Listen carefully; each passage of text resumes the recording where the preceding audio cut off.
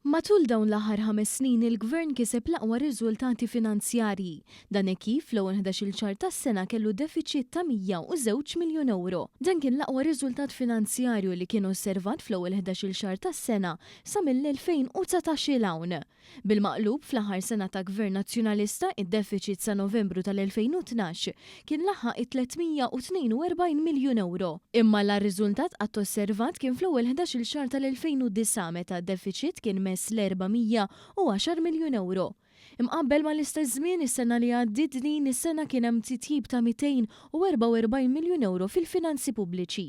Dan it-titjib qawwi bla preċedent li hu ferm aktar minn dak antiċipat saħansitra fil-baġġett seħħa xi dħul tal-Gvern kiber b'rata ferm akbar minn li żdiet il-ħruġ. Fil-fatt id-dħul tal-Gvern kiber b'rekord ta' biljun u 44 miljun euro jew b'aktar minn 18%. Il-maġġoranza taż-żieda kienet dovuta għal dħul akbar mill-income tax, mill-bolla u l-VAT. Dan kien jirrifletti tkabbir ekonomiku sostnut tal-ekonomija Maltija. In-nefqa tal-Gvern kibret binqas miż-żieda fi dħul bi tkabbir ta' 800 miljun euro. Kważi kwint taż-żieda kienet dovuta għal titjib fil-benefiċċji soċjali, inkluż pensjonijiet u children's allowance. Kien hemm ukoll żieda fin-nefqa fuq pagi frott titjib fil-kundizzjonijiet tax-xogħol ta' diversi kategoriji ta' ħaddiema fis-servizz pubbliku. Dan minbarra żieda fl-investiment kapitali li qabeż 3/4 ta' biljun euro fl-11-il xahar ta' din is-sena.